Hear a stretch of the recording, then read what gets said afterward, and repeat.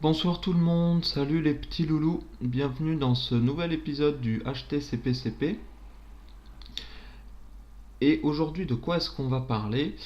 On va parler encore une fois des décorators, des DSL et des définitions de classes au runtime de l'application. Donc ces trois éléments-là, on les a vus de façon indépendante en fait dans des vidéos précédentes.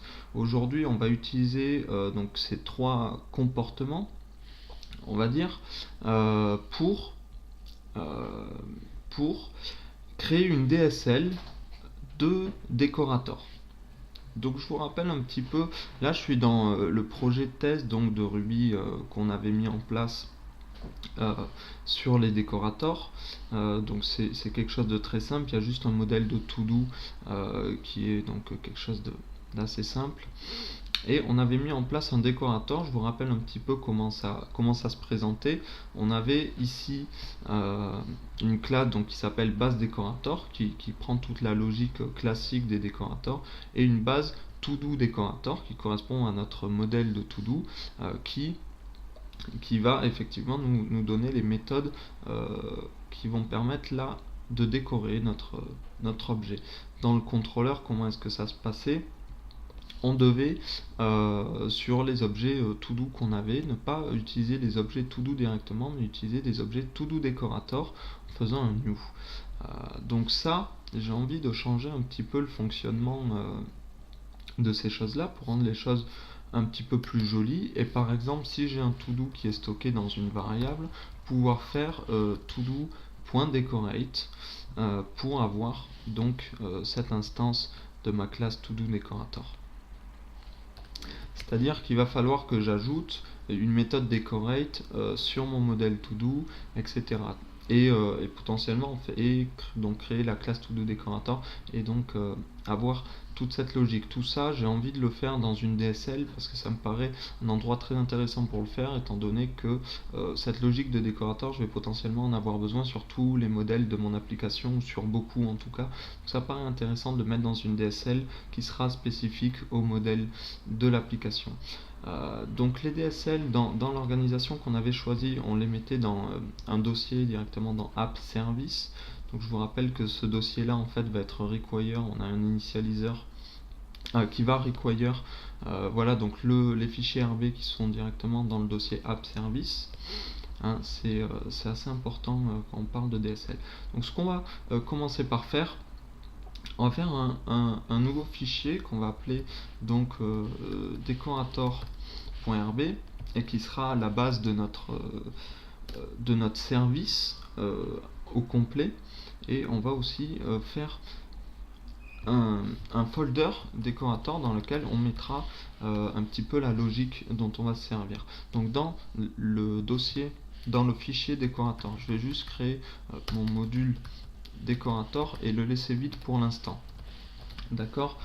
Dans décorateur, on va commencer par récupérer la logique de base des décorateurs qu'on avait mis en place, donc toute cette logique là. Du coup, je vais faire une classe qui s'appelle décorateur base.rb. Ça me paraît assez sympa. Donc ça, c'est une classe base, non, décorateur. Deux points base. Cette classe, qu'est-ce qu'elle va prendre? En fait, je vais récupérer toute la logique qu'on avait déjà donc mis en place. Si vous n'avez pas vu l'épisode, je vous conseille de le regarder. Je ne vais pas réexpliquer comment fonctionnent nos décorateurs.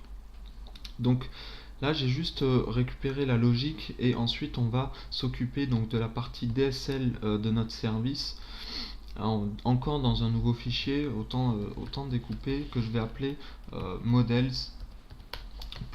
Donc ça c'est la DSL à proprement parler. Donc c'est un module décorateur de .models. Et qu'est-ce que je vais faire là-dedans? Je vais commencer par donner donc le nom de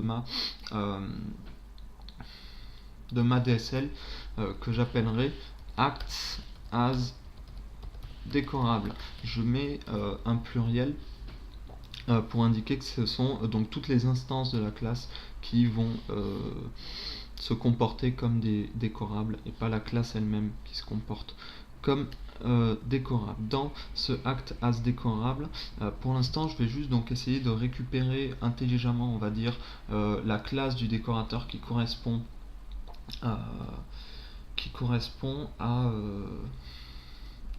à mon décorateur. Donc pour récupérer ça, je vais stocker ça dans une variable de classe. Donc ça, cette variable, enfin pas une variable de classe, une variable d'instance, mais qui va être une variable d'instance de l'instance de ma classe sur lequel je mettrai le act as décorable.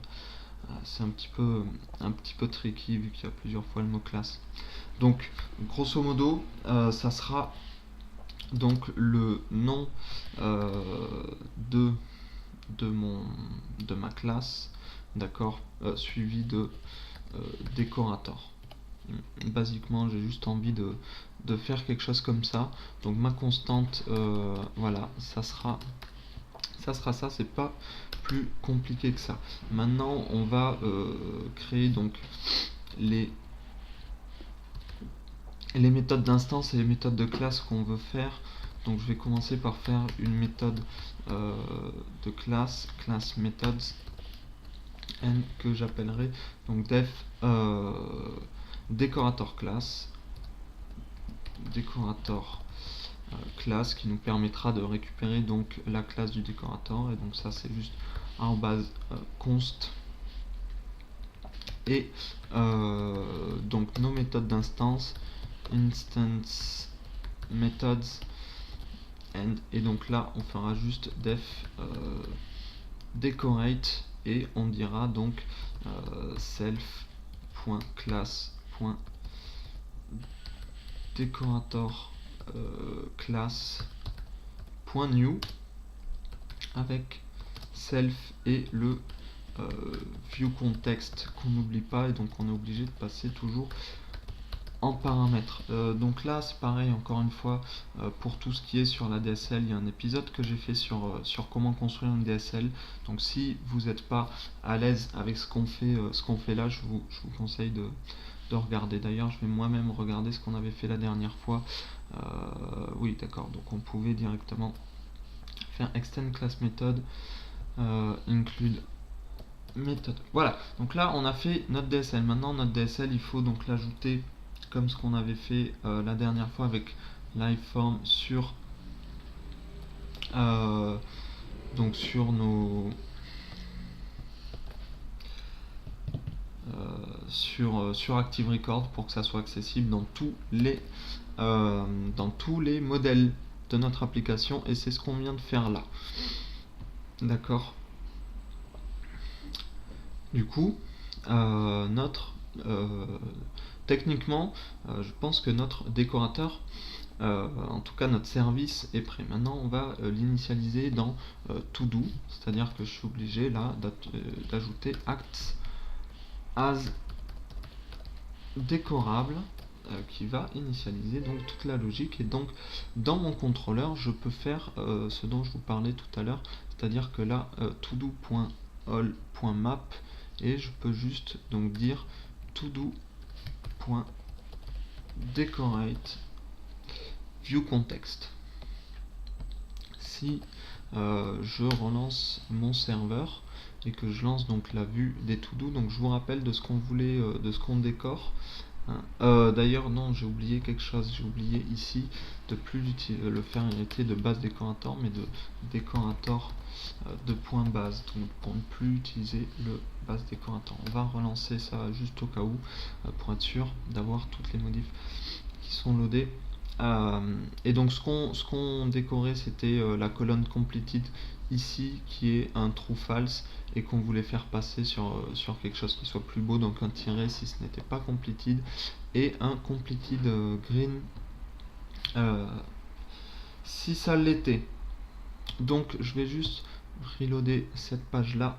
Je vois que j'ai undefined method new for to do decorator string.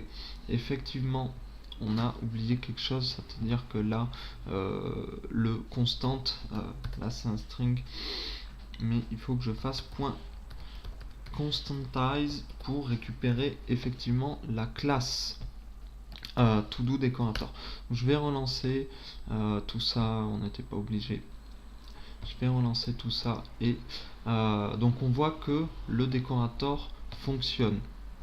Donc ce que je vais faire, c'est que je vais supprimer ce fichier de base décorateur, donc il ne nous sert plus à rien et on est relativement content. Maintenant on va essayer d'aller un petit peu plus loin dans notre DSL, c'est-à-dire qu'on va dans un premier temps permettre de passer à une constante nous-mêmes en fait, c'est-à-dire que on va faire constante reçoit nil et constante donc où reçoit le name décorateur. Du coup, ici, là, on a un to-do décorateur, mais si je veux l'appeler différemment, to-do hyper décorateur, d'accord? Et donc ici, to-do hyper décorateur, je peux toujours, si on relance directement comme ça, voilà, on a un initialize constant to-do décorateur puisque on cherche à avoir directement notre to-do décorateur. Mais dans notre modèle, maintenant, on peut passer sur cette fonction, donc acts as decorate, le nom de notre constante directement, et donc dire il est décoré via cette classe-là.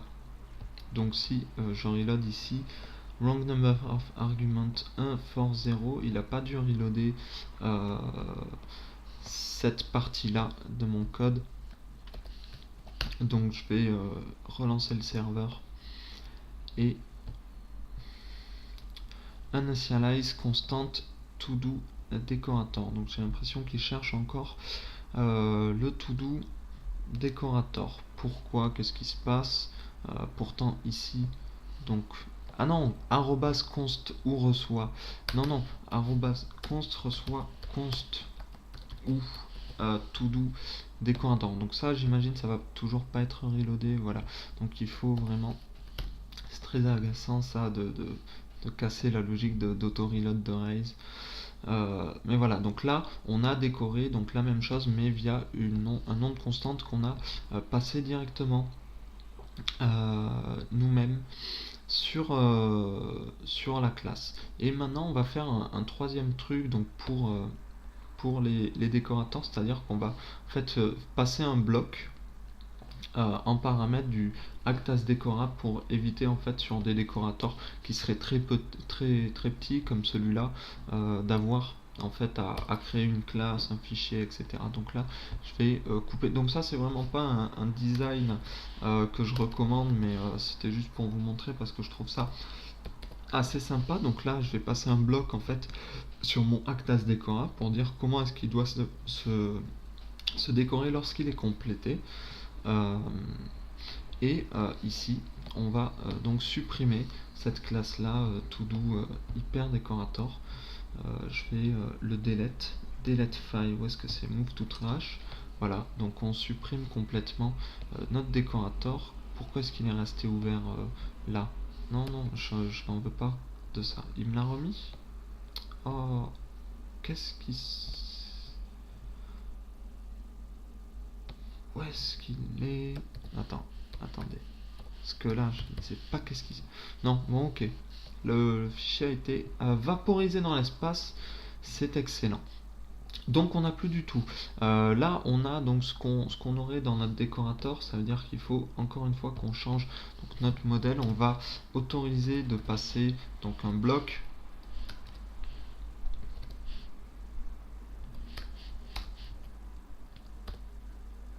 Bloc, ok, très bien.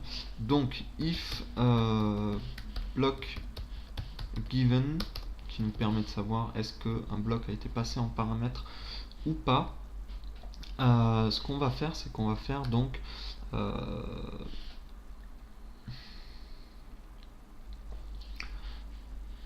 arrobase const. Enfin non, même pas. On va créer une classe, donc faire classe.new. On l'a fait hériter donc de notre décorateur base, ce qui est assez important, et ensuite on passe le bloc en paramètres. Ça, on doit le sauvegarder, donc soit on peut le sauvegarder directement dans directement dans le arrobas const, en fait, on pourrait le mettre, mais moi j'ai bien envie de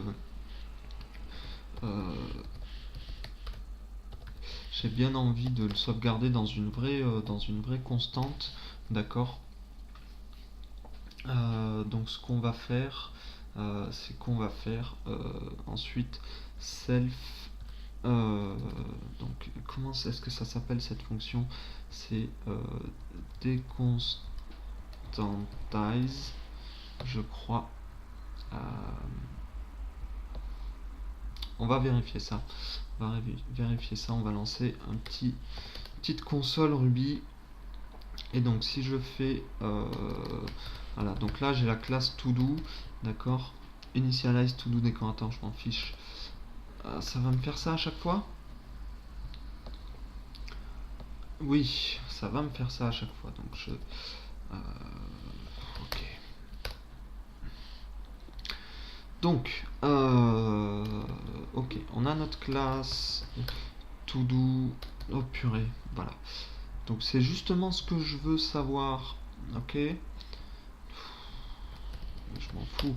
On va faire sur array point donc point name point deconstantize. Voilà.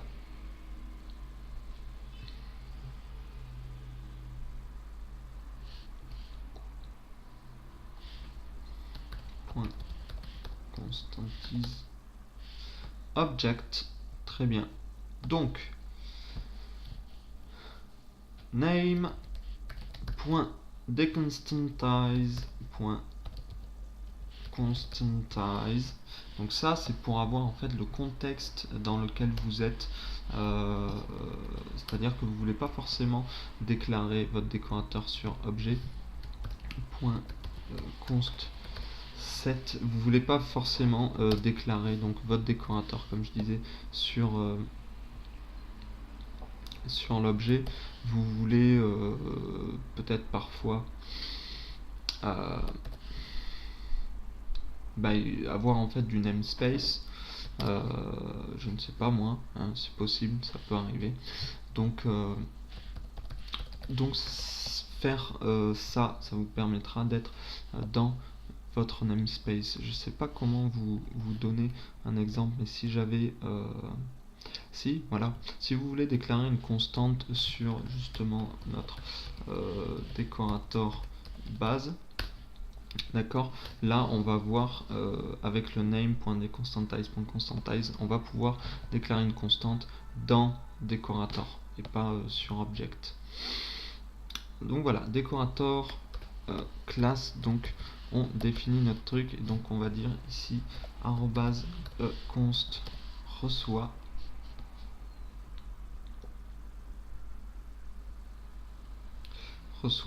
ça en fait, mais la constante, hein. Comment est-ce que je dis, si je fais const set toto 2, non, il me renvoie pas le nom de la constante, il me renvoie là. Donc là c'est quoi? C'est name.deconstantize, c'est ça, hein. Ça va être ça, raté. Ça va être quelque chose comme deconstantize, hop. Oui, et là il faut que je fasse name.demodularise, sinon ça ne va pas marcher. Ah bah oui, du coup ces deux en fait ils s'annulent. Donc je peux juste là mettre name décorateur. Très bien. Et donc on va mettre un petit hop else et faire donc ce qu'on faisait auparavant. Voilà. Donc là on va déclarer une classe, on va l'assigner dans une constante. et on va enregistrer ça. Donc ce qu'on a fait dans notre to-do ici devrait en fait créer une classe to-do decorator qui contient cette méthode completed. Donc je vais sortir de ma console et relancer le serveur et on va voir si tout ça a marché. Normalement il n'y a aucun souci. Je relance undefined deconstantise for toto string deconstantise. Hein, je me suis planté sur le nom. Donc deconstantise. Ok, j'imagine qu'il faut reload comme tout à l'heure. Non, je suis allé trop vite. Hop, démodularise. For TotoString. Pourtant, on l'avait bien fait tout à l'heure, non? Le démodularise ici. On l'avait fait dans la console. Non? Non, on l'avait pas fait dans la console. Comment est-ce que ça s'appelle? Si je fais par exemple démodularise, qu'est-ce qu'on avait comme truc? Voilà, decorator buys, .name, démodularise, en fait, je devrais avoir juste base. .name, .démodularise, undefined method, démodu.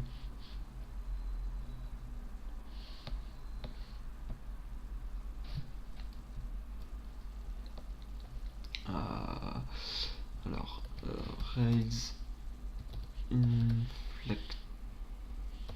inflector démodularise. On devrait trouver rapidement ici démodulise. D'accord. Démodulise. Ok.